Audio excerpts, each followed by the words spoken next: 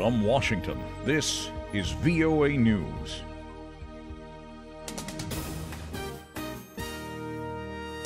I'm Jonathan Jones reporting. Fierce fighting between militants and government forces at Libya's only international airport killed 20 and left more than 60 wounded Monday. Mitiga Airport in Tripoli was shut down for most of Monday, and it's unclear when flights can fully resume. The airport is a former military base and has been used for civilian flights since the regular airport was damaged by fighting 4 years ago. Libya's internationally recognized government says armed militants attacked the airport, where more than 2,500 people are jailed for various crimes. The government statement said the attack was aimed at the release of terrorists belonging to the Islamic State and al-Qaeda, as well as other groups from the detention center. 2 suicide bombers blew themselves up in Iraq's capital Monday, killing at least 31 people and wounding at least 100 more. The blasts happened in Tehran Square in central Baghdad during the morning rush hour. There's been no claim of responsibility so far, but past bombings have been carried out by Islamic State militants. Last month, Prime Minister Haider al-Abadi declared victory over ISIS, but insurgent attacks have continued nonetheless in various parts of Iraq. India and Pakistan exchanged gunfire Monday in the disputed Kashmir region, killing several soldiers on both sides. Each side blamed the other for starting the altercation, giving its own figures for the number of dead. India accuses Pakistan of sending militants across the border to carry out terrorist activities on its soil. Pakistan, on the other hand, accuses India of grave human rights violations. This is VOA News. South Africa's 2 top political parties began the year by pledging to restore credibility after corruption allegations were made against key leaders.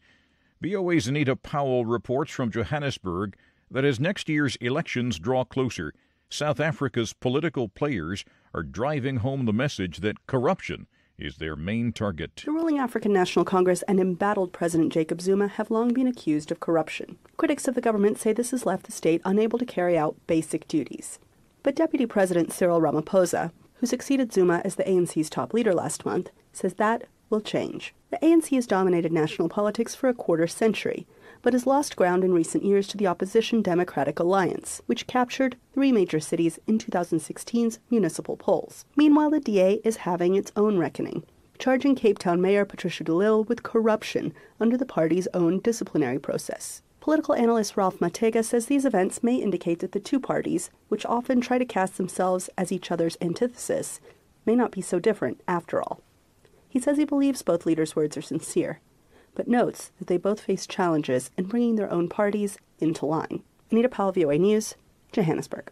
North Korea will send a 140-member orchestra to perform during the Winter Olympics in South Korea next month.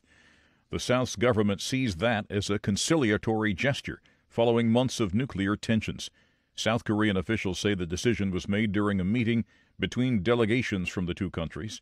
They met for the second time in a week Monday in the border village of Panmunjom as they try to work out details of the North's participation in the Winter Olympics. The UN Security Council made a lightning visit to Afghanistan the past few days. Diplomats met with the National Unity Government and had a first-hand look at the situation in the country. The 15-member council visited Kabul from January 13th to the 15th. It was the first time council diplomats have traveled to the country since 2010. The Prime Ministers of India and Israel reaffirmed their rapidly warming ties and spoke of the dawn of a new era Monday as the 2 nations signed agreements spanning areas such as defense, agriculture, energy, and trade following talks in New Delhi. Benjamin Netanyahu was the first Israeli Prime Minister to visit India in 15 years. The 2 countries have built close ties over the years, largely centered on arms purchases and mostly away from the public eye. You can find more on these and other late-breaking and developing stories from around the world around the clock at voanews.com and on the VOA News mobile app. I'm Jonathan Jones reporting from the world headquarters of the Voice of America in Washington. That's the latest world news from VOA.